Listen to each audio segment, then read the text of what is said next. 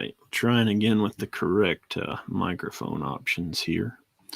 See if we can get Instagram working. If you'll give me just a moment, guys. Thanks for joining. If you're on here, drop me a comment if you can hear me. I'm expecting to see Instagram up any second now. Let's see if we can get that working. All right, Instagram should be working here momentarily. And they really make it hard on you to get Instagram working on live streams. There we go. All right, so now we're live everywhere. If you guys can hear me, just drop it in the comments. Sorry, we had a problem with the microphone, but I'll start back over here. So what I'm going to be doing today is putting together one of these batteries. We offer these with our man-pack radios. And what we have is a 6 amp hour lithium iron phosphate battery. And these are really excellent. You can expect about an hour of performance per amp hour.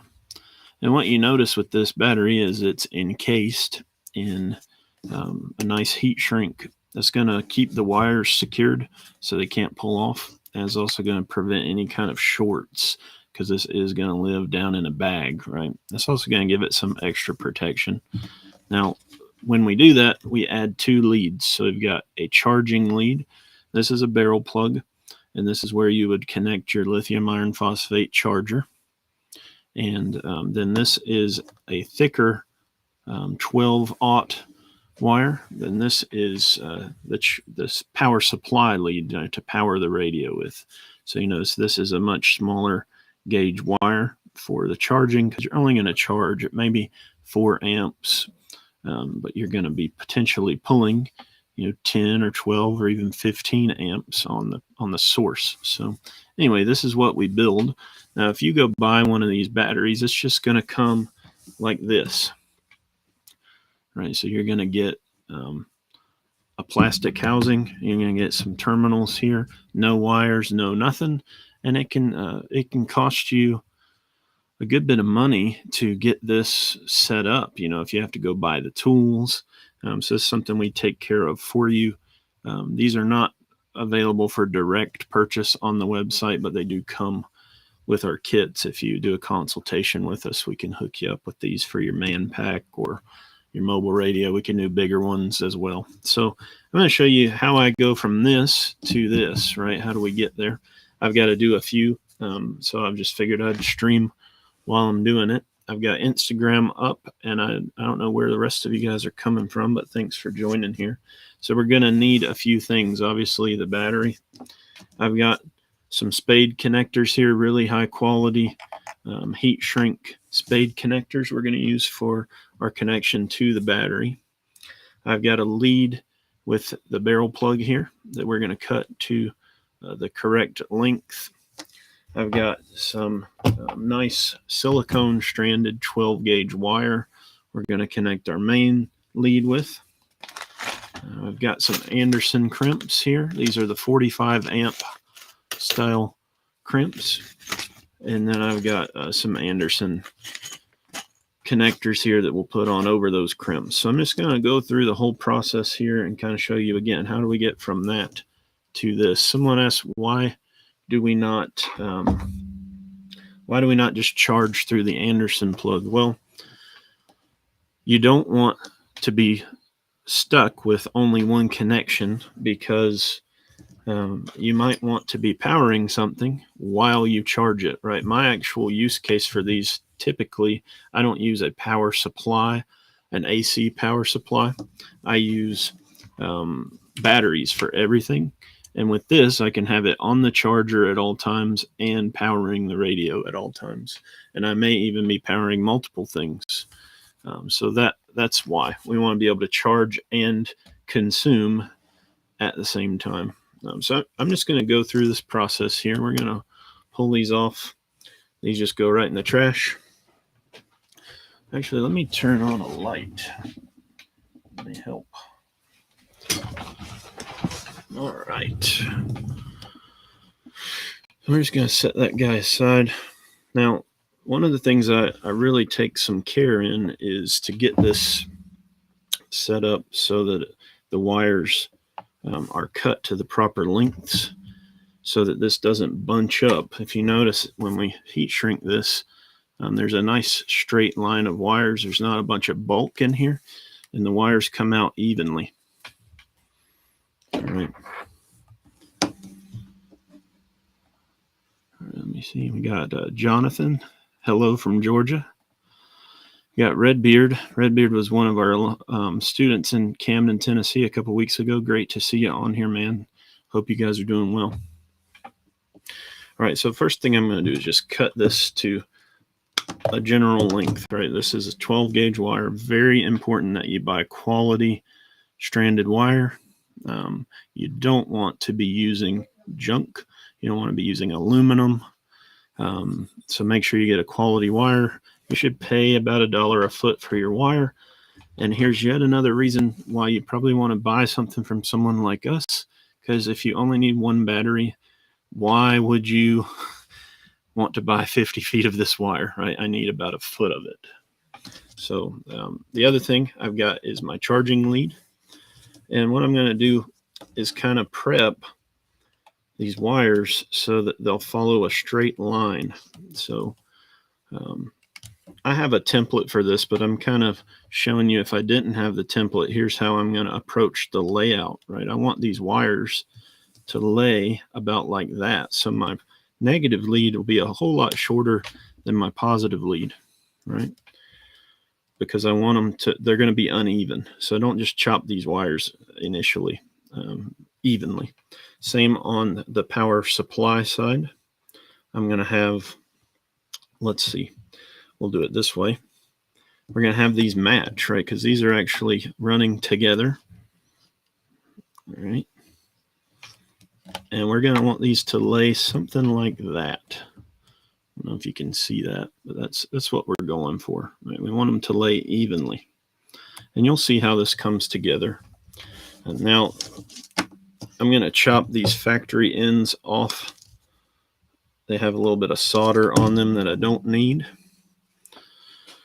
And I'm going to start on my positive terminal. I've got some wire strippers. I really like these Kleins. They're not the best for everything, but for this job, they do a wonderful job stripping. You just find your correct part. Now, I'm going to strip this a little longer than usual, and that's for a reason. I'm actually going to pull, it's probably 3/4 inch or so off of that wire. And I'm going to do the same on my 12/0 wire. A little longer, a little bit shorter, but the reason for that, you see I've got some length on my smaller wire. These are going to be twisted together, right? So I want a little extra length on one so it has enough to wrap around that wire. I'm going to get it really tightly wound. All right. And now I need to find my terminal. Now I want my terminal face down, and I'm going to, this is just a spade connector. I'll show you a close up here on this in just a second. But we're going to just gently feed that into that spade connector. Let me zoom in here.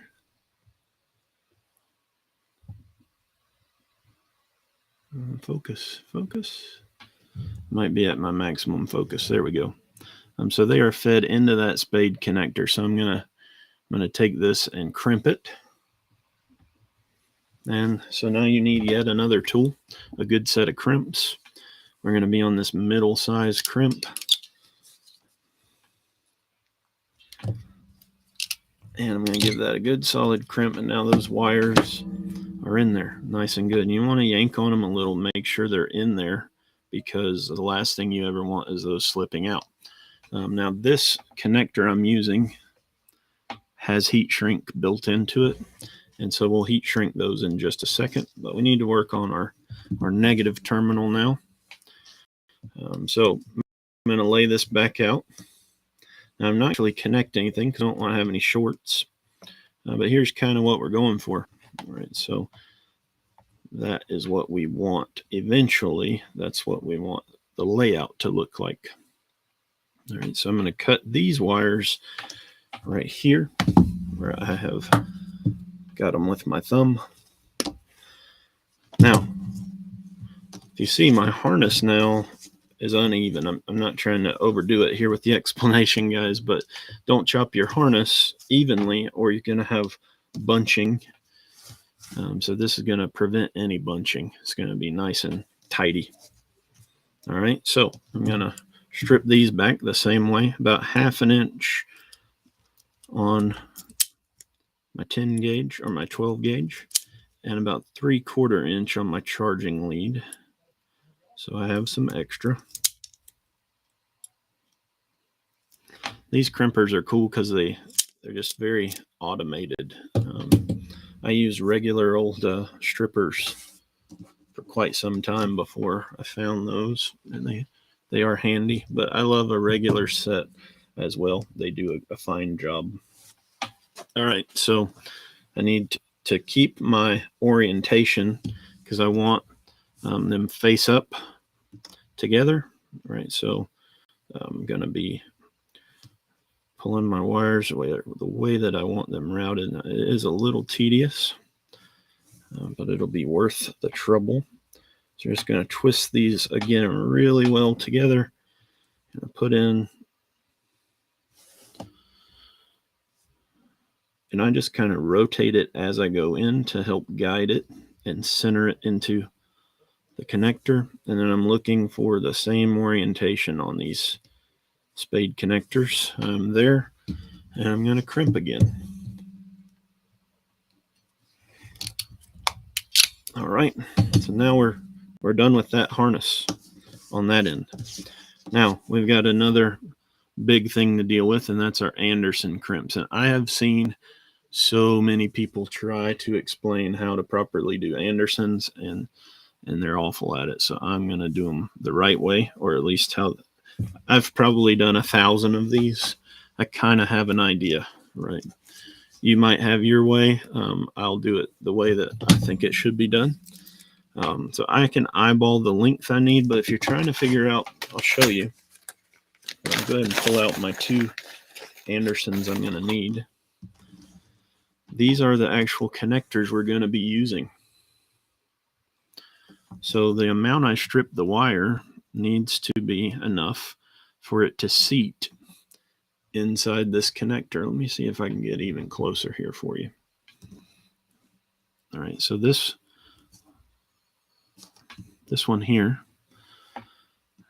is what's going to accept the wire inside the channel there. So we need to strip back just enough for it to fit. We don't want a bunch of extra, or we're going to lose strength in that connection, right? So make sure you're stripping these properly. So I'm going to strip exactly enough with my trained human eye, and then we'll do some crimping. All right, so that's about what I'm going for. All right, this is not meant to be instructional, but it's becoming instructional. Bulletin says if you're ever considering a man pack, you should absolutely grab one. He loves his. I'm glad to hear that, Mike. If you guys are looking for training, you should check out bulletin.net. That's BULLETN.net, like bullet with an N on the end. That is the best place to get some training information. It's basically the Eventbrite of the training world. All right, so here's another trick. You need yet another set of crimpers, right? These are Iwis Anderson Power Pole crimpers. You need these. If you're doing Andersons, you need these crimpers. You're not crimping these with something else, especially these kind of Andersons. Now, if you're using smaller Andersons, you can kind of get away with regular crimpers, but not these. They have to be in this specific die, or it just does not crimp properly. All right, so I'm going to give these a good crimp. And I will show you what the result is. Let me zoom in again.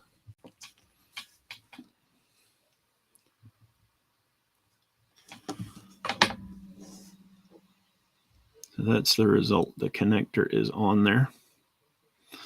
All right, now, I wasn't prepared to be a hand model today. I should have got a manicure. The orientation of these is critical. Some people call this a tongue or a spoon. I just know that the spoon has to be pointed downward and the red on the right as I'm holding it, which for you is on your left, and the black on the left or your right. I'm going to crimp this black one on. All right, now we've got them properly oriented, and they're ready for the housings. So this is where the fun part happens. We actually get to put a housing on. All right, so these literally just push right in.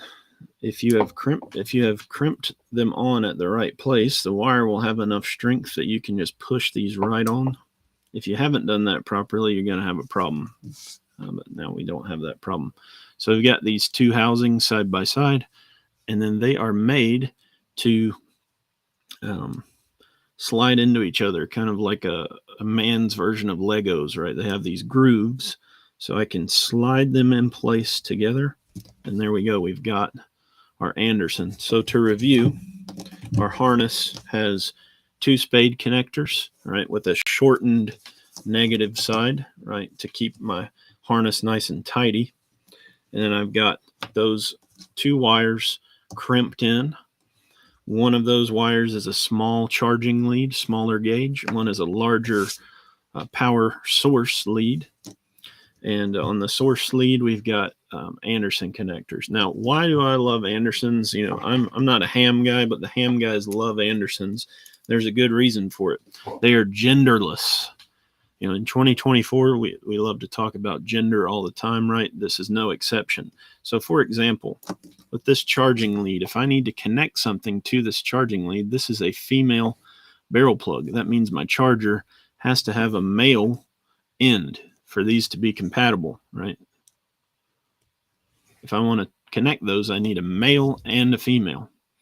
All right. Well, what if I am stuck with two female leads and I need to connect these together? I'm out of luck, right? Power poles are not like that. What's awesome is power poles are genderless. So here I've got a power pole on the other end, right? This is a pigtail adapter. Literally, any power pole can connect to any other power pole. So I can add anything I have onto those. All right, it's just a simple method. Now you can't put these on incorrectly. Right? They don't fit together that way. They only fit together properly, which is another big benefit. And you can make your own adapters, right? So like, let's say I need an extension cord for, I've got these three things and I need to extend my barrel plug. I can connect these two Andersons together. And I've now made an extension for that barrel plug, right? Everything is all hooked together. Right, so I love being able to have that adaptability. It's the BNC connector of the power world, in my opinion. All right, so now I get dangerous. You need yet another tool. You need a heat gun. All right, so I'm going to heat gun my ends here.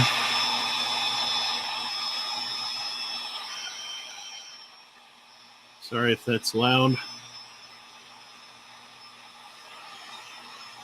This is really critical because this is what is going to keep that connection secured, not just from the elements, but actually providing a mechanical adhesion for that wire.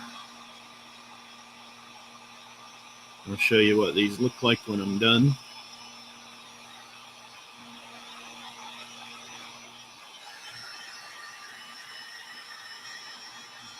All right, so you gotta be real careful with your heat gun too, especially if you like nylon gear. Make sure you're not leaving that up against any of your bags. Learn that the hard way. All right, so as you can see now, these are really, I'll zoom in for you. They are really nice They actually go transparent when they get heated up, and then they go back opaque. And I can't find my spot here. There we go. But these are nice and solid.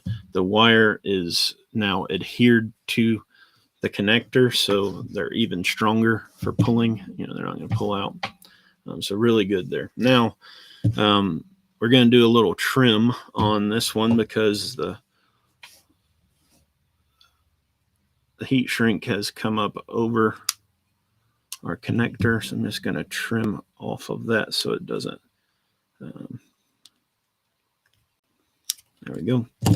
So it doesn't doesn't block us from putting it on the battery. So now we'll do a test fit on our battery. And we can do that now safely because we have no exposed wires, right? You don't want to do this till all your ends are on, because you'd have a real mess. If you've got exposed wires, you could short something. So here's what we're doing. I'm going on my positive lead here. Just wiggle that guy on there. And my negative lead here, wiggle it on. It's a nice secure connection. Oh, and beautiful. That's exactly what we're looking for. All right. I want to see that wire just lay right over on that edge, all together in a nice uniform way. All right. So we could just ship this like this, but we take yet another step, because remember, we want all of this heat shrunk together in a nice secure package. Right now, that heat shrink is hard to find. We buy it in big rolls. All right, so what I'm going to do is set my battery on this roll, and I'm going to cut my heat shrink to the right size with some scissors.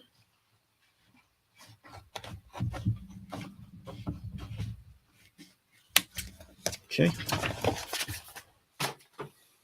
So how many tools are we up to? We had you don't have to have side cutters, but side cutters I've got, so that's 40, 50 bucks. You needed some strippers, another 30, 40 bucks. You needed regular crimps, these are 30 bucks. You needed Anderson crimps, these are another 30, 40 bucks. You needed scissors, you probably already have those, but good scissors. And you needed a heat gun. Right. So we're up to, I don't know, $300 in tools to make one battery. So gotta love it. Okay. Now I measured that battery wrong. The point was to do it this way, and I did it this way, which is not correct. But I think I'm actually gonna have enough. But I'll show you what happens. Right, we're doing it live. The key is I want enough overhang to catch the outside. So this is nice and tight, and I might be too small here, but we're going to go for it. I need something as an insulator.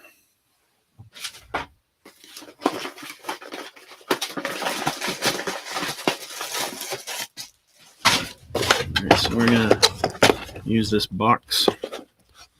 I think you're able to see that well. Right, we're going to use this box. That box sucks. Like this. Set it on to keep from melting my desk here. And now we're going to heat shrink this guy. I'm going to use low heat.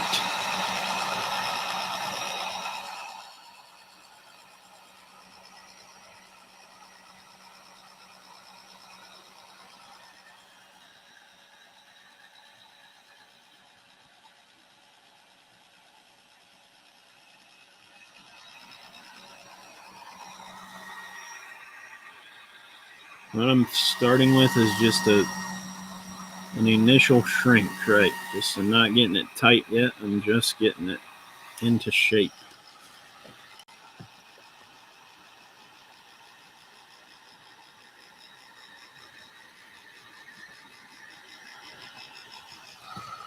I'm a little concerned I may not have enough, but we'll see how it goes. All right. right, so I'm going to get it tight first around my wires here, because this is probably the most important part. Yeah, I think we're going to be too short.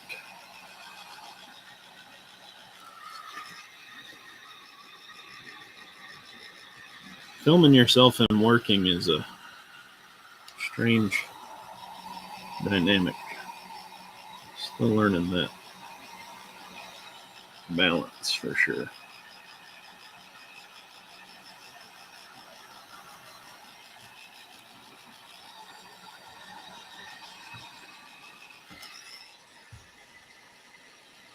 Obviously, you just need to be careful. You don't want to melt the housing of the battery. That would not be good.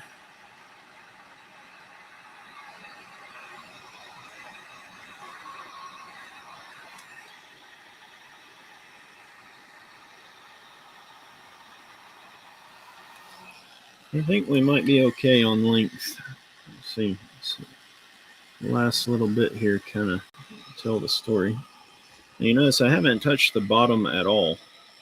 So I'm not relying on that bottom to shrink for me to make this fit.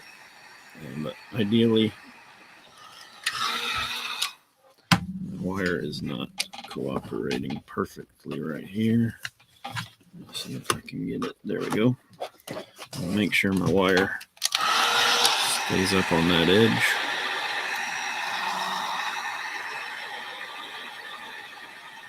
Now this is looking okay.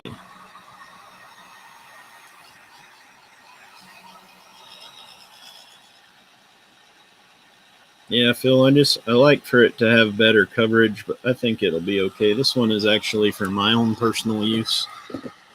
So the cobbler's kids have no shoes, right? So no need for mine to be perfect. That's so satisfying to see it grab those corners. Just being real careful not to burn the case of the battery is the main thing.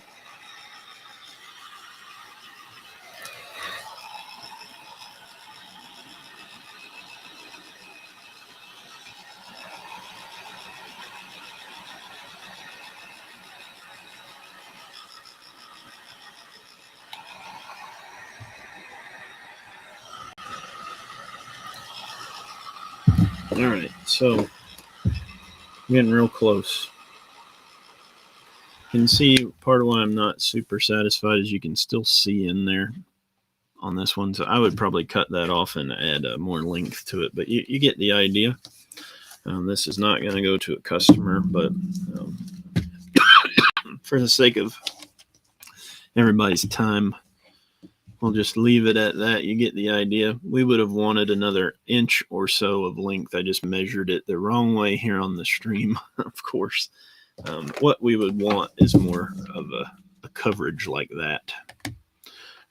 This one is a customer battery.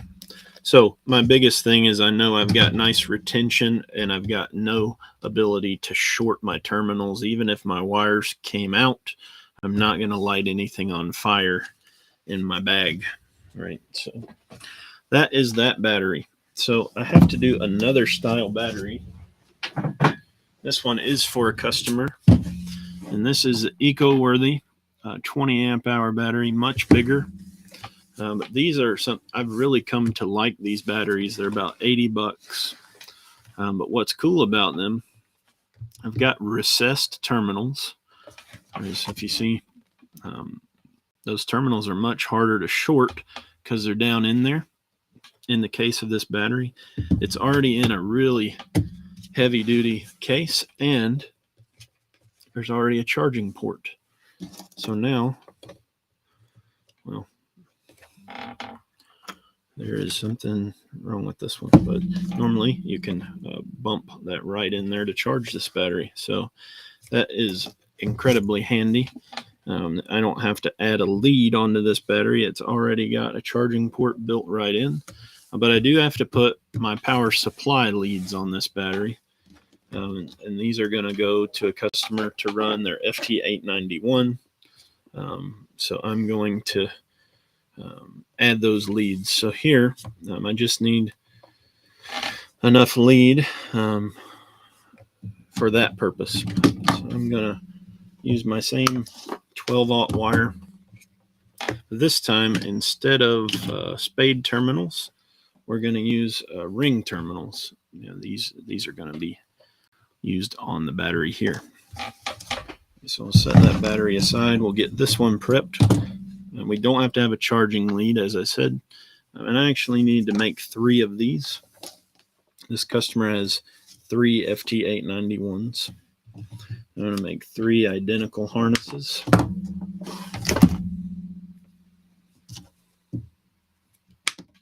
There we go. My wire. And you might have heard me already say, but you want to make sure you're getting very high quality wire. This is not something you want to skimp on. High quality everything when it comes to electrical, for sure. This is not the place to skimp. Now, I also pay attention to the curve of this wire, the natural curve of it from being in there. Yes, it does have the BMS built into all of these batteries. They're all lithium iron phosphate. But the curve of this wire is going to match the way I mount it. I need red on the right, which works well with my Anderson power pole as well. And I'm going to go ahead and do all of my stripping here. Now the side that goes in the ring terminal is going to be a lot less strip than what goes in the power pole, because it requires less surface, less length. I'm probably at about a 1/4 inch or less for that side. The power pole side, I'm at more like a 1/2 inch. Power pole side, we'll go ahead and strip that off. Now I've got a lot of people watching today. You would think you guys would be doing some work. You're watching me work. What's up with that? Always found that fascinating. I'm glad you're here, though. If you have questions, drop them in there and give me something else to talk about other than wires. I'll also show you how this battery goes together. Now, something I am learning to get better at is keeping a clean workspace. So I got all of my trash here. And this right here is becoming a very important part of my life. All right.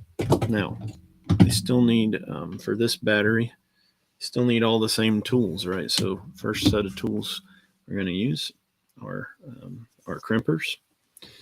Now, we're going to twist this wire, put a ring terminal on, get it oriented properly. Oh, I've already messed it up. Retired. Old grandpa is retired. Which charger do you spec out for the Manpacks? I usually use a 4 amp lithium iron phosphate charger. It is important that you get the correct chemistry. We use the BioEnno chargers. And they have 2 amp, 4 amp, and 6 amp. I tend to go for the 4 amp, which means it takes, if you have a 20 amp hour battery, it's going to take you about 5 hours to recharge it from dead. You can go much higher amperage. They just get bigger and bulkier and more expensive. All right. Now, those are on. And the way these will go on, I'm not going to actually connect them because we would have a short, but obviously they go onto that battery just like that. All right. I'm going to go ahead and do all of my crimps. And then we'll do our Andersons.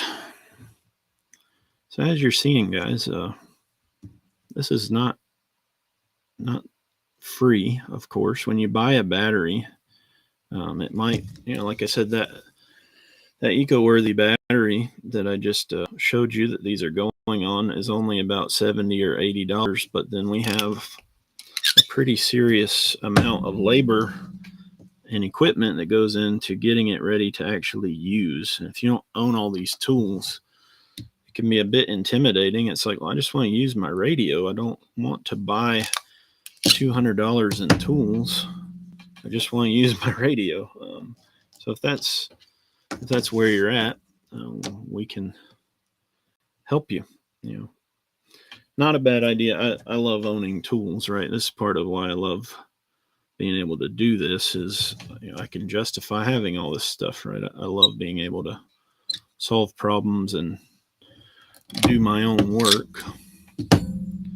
Is there any issue with keeping a battery on a charger for a long time? No, there's not with this chemistry, because the BMS does all the work for you in deciding whether or not charging should be allowed, right? So the BMS is going to have a voltage disconnect, and you don't have to worry about overcharging. Dean, eating lunch on my 63rd birthday, moving sheep later. Happy birthday, Dean. Dean's one of our alumni, and he's always around for some kind words. We appreciate you, Dean.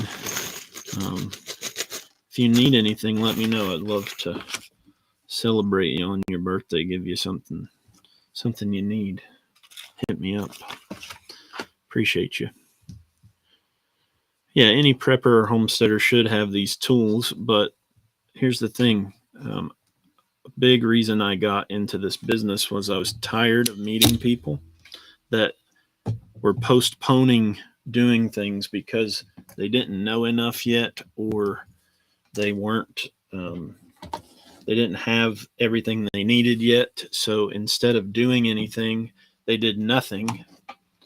And don't be ashamed of just letting somebody else get you started. That's the whole point of what I do, is I help people get started. You probably won't need me forever. You shouldn't need me forever, but there's nothing wrong with getting started with someone else's help and growing into that, right? If you need a battery, for instance, right now that just works to power your radio, don't wait till you can afford $300 in tools. Just get a battery that works.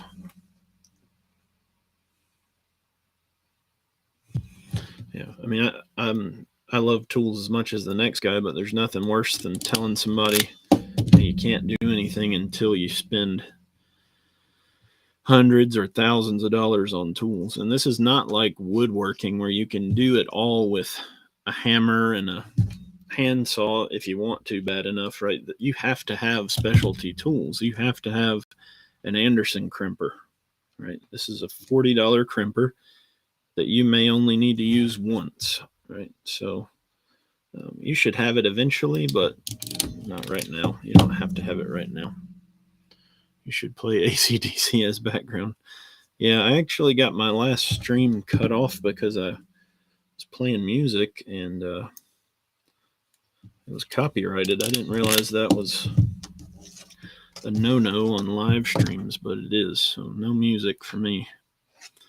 I'm on my last set here. I'm doing the Anderson power poles. I talked through this earlier, but the tongue or the spoon faces away from you and down, red on the right. That's the way I remember.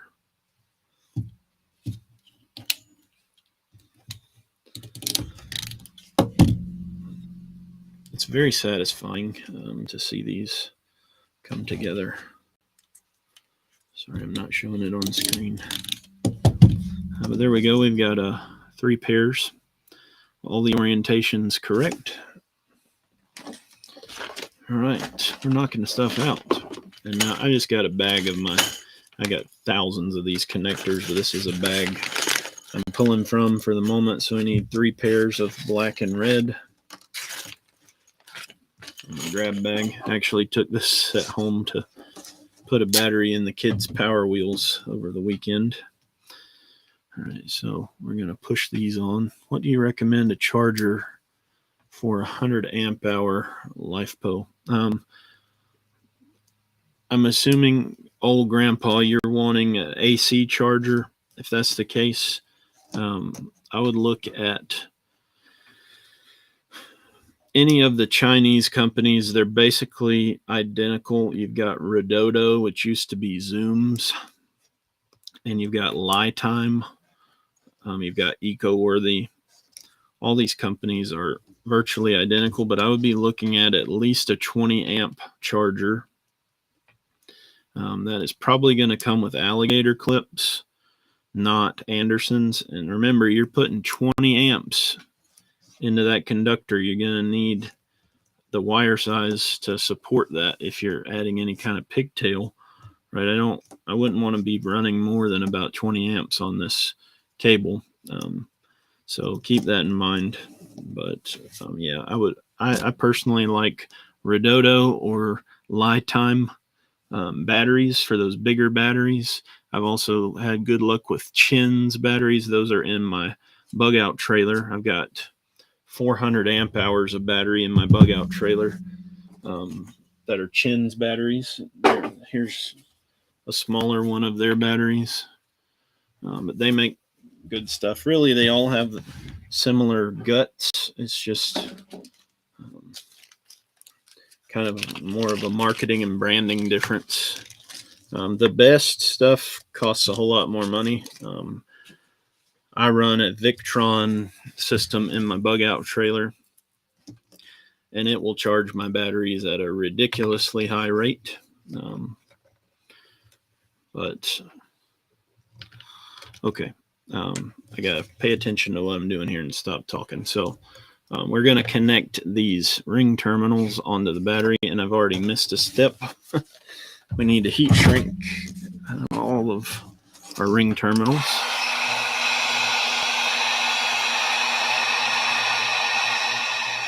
Before we put them on the battery, right? This is an important step.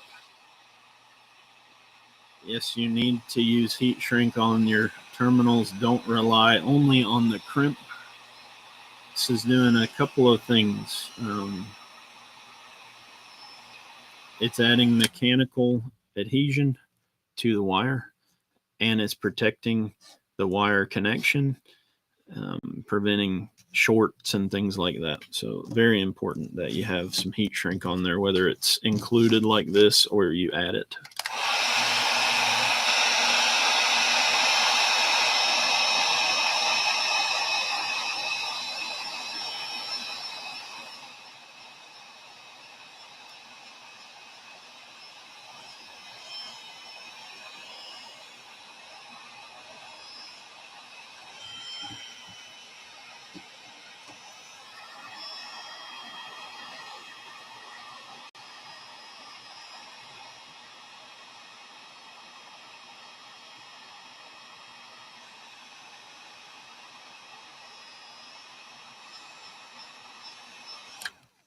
All right, again, stow your heat gun far away from your nylon bags. Ask me how I know. All right, so here's our battery. Again, we're ready to mount up. I need a screwdriver. One of my favorite little screwdrivers, this ratcheting Milwaukee. I'm a big fan of Milwaukee stuff, but the ratcheting screwdriver is very handy. And you just want to make sure you don't short these together, because that's how it will spark on you. We're actually going to go a little above and beyond here in just a moment to make sure these are even more protected. We're going to get these on here nice and tight.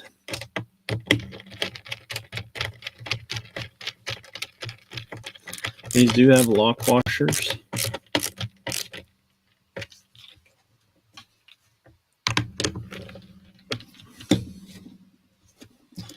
All right, and that is a completed harness for this. So again, we don't have to have a charging harness because we have a charging port right here.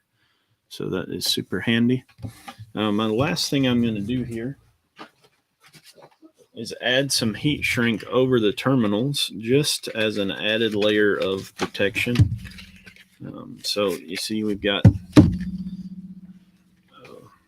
move that, there you go. So those would normally be exposed, even though they are inset into this housing, right? They still protrude a little bit. And I don't love that because you could easily, drop something across those terminals in a bag, like a screwdriver or anything, anything conductive, and you've got a short. So I love just covering these up. Now I need about half of this. I'm going to strip this right in half, zip it right in half with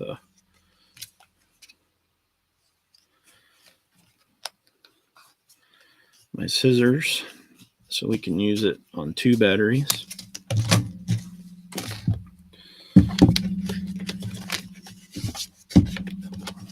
And I'm just going to shrink this on. Now, I don't know for sure that this is the right size heat shrink.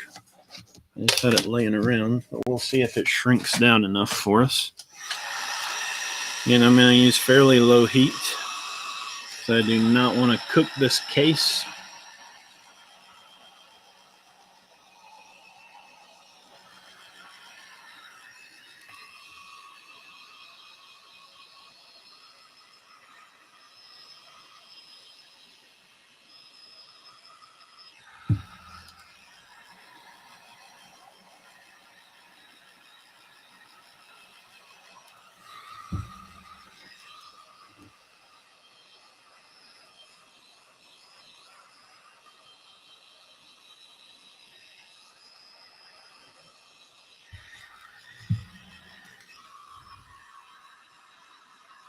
Oh yeah, it's just right, just the right size.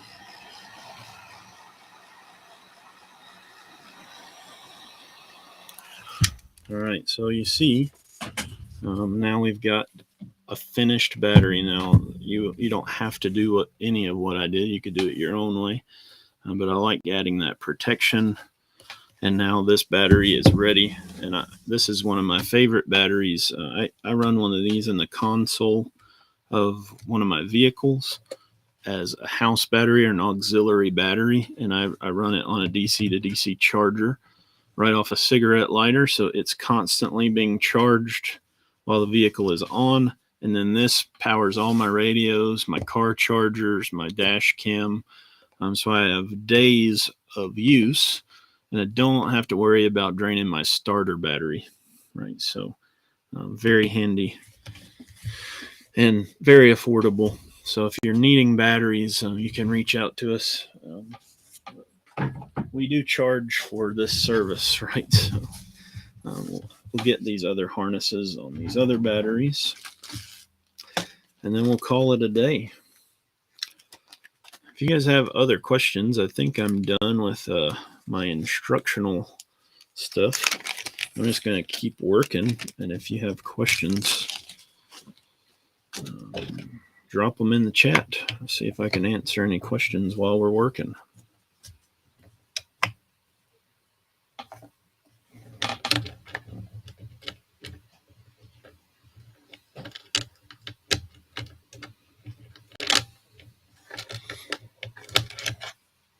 My goodness. Get my act together here. Nothing like working on camera. It's not something they teach you how to do in school.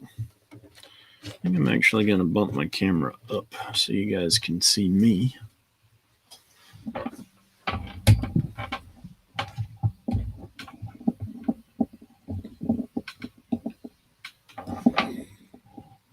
All right, that's about right. All right, so we're finishing this up. Anyone have questions or comments about radio stuff? Anything we can do for you while we're working, finishing this up today? Noticing you use a Baofeng walkie-talkie. Yours says professional on the screen. That's right.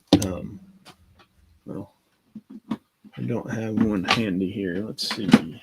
Yeah. So, if you didn't know, Baofeng is a professional FM transceiver. Man.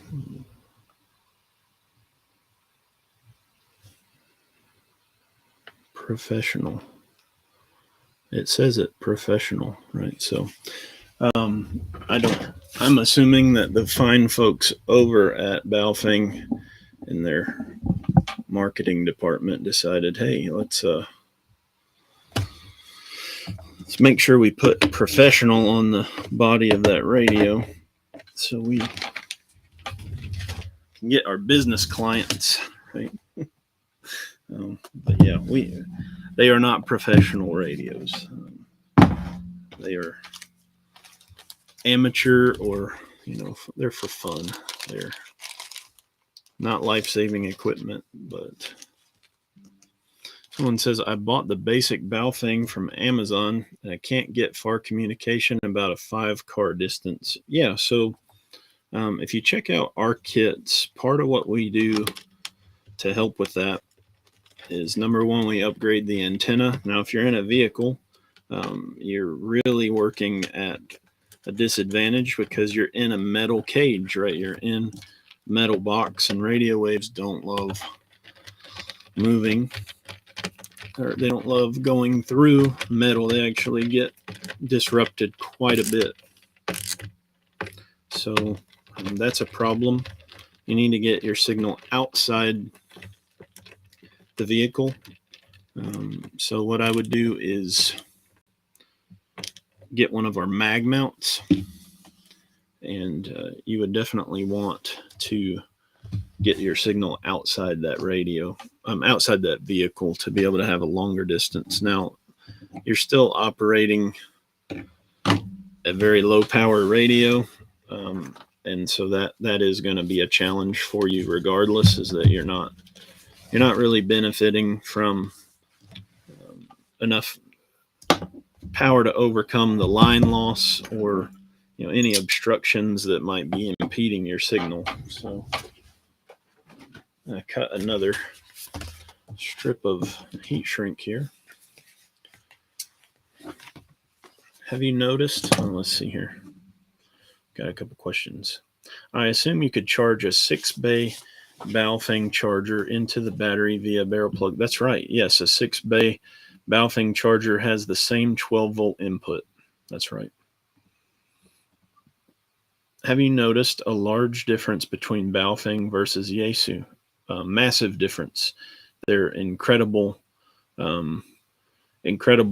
quality, and can't be beaten, in my opinion. I think a Yaesu is the cream of the crop as far as quality goes, but you do pay for it, so it may not be attainable, but you've got an incredible amount of resilience if you were to drop that radio. Better look and feel for sure, better casing, and like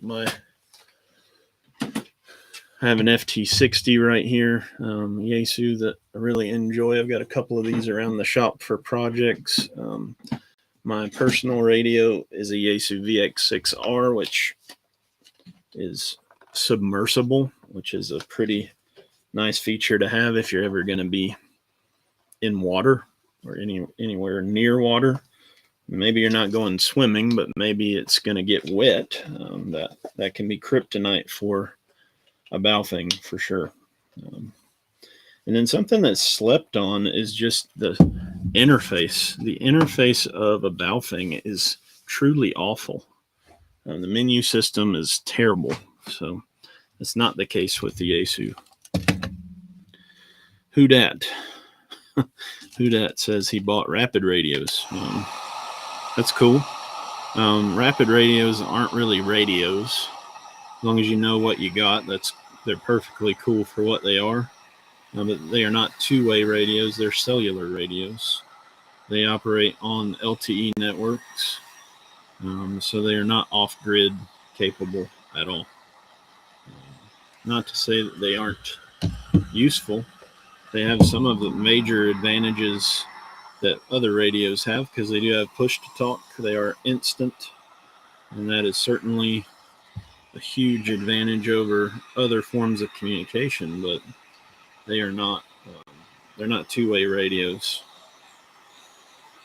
and their marketing is a little deceptive. They say there's no monthly fee, but there's an annual fee, which I just find a little bit insulting as a consumer, that you disguise a fee. You pretend you don't have a fee by, it's like only a lawyer wrote that, right? Not a real person, not a regular person. Not to say that lawyers aren't people, they kind of are people, right? Just heat shrinking these last couple radios.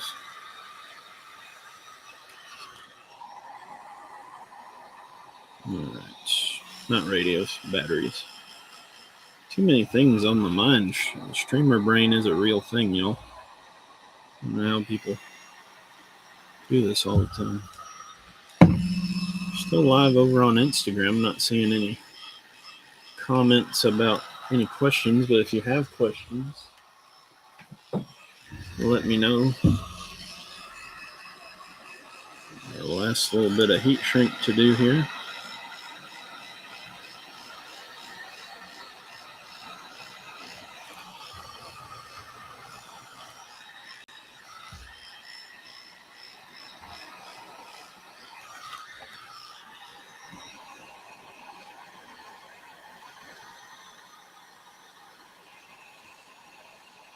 All right, so got those terminals all protected with a little heat shrink.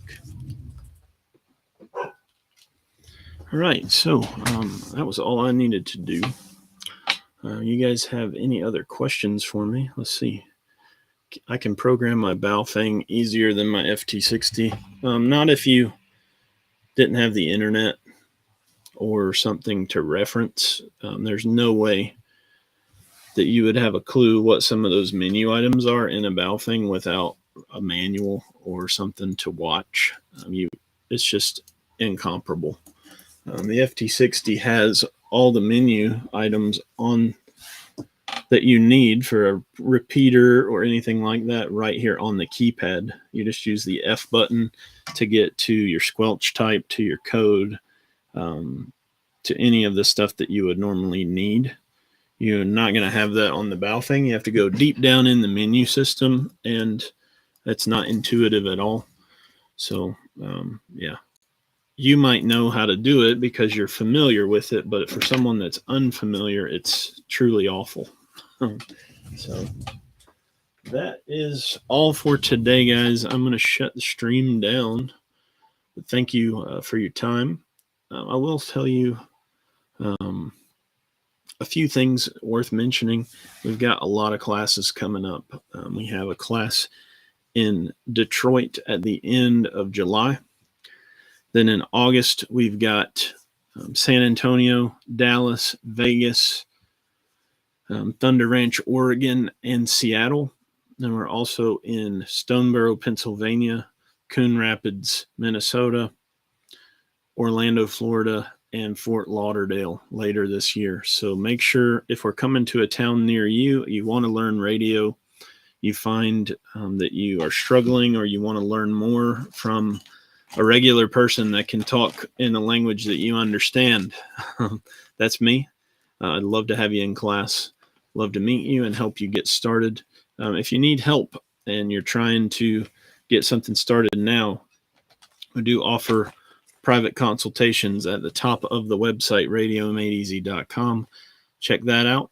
You can buy an hour of my time. We'll sit down and plan a solution exactly for you and make sure you have everything you need. We will build that kit for you specifically, program radios for you specifically, and get you and your family or your team connected with an off-grid communication solution. We also have tons of packages on the website, accessories on the website. All of our radios come fully programmed ready to use out of the box, unlike any other place you buy these radios. They come with a programming guide, so you know what is programmed into them, and very much a useful and valuable thing for our customers.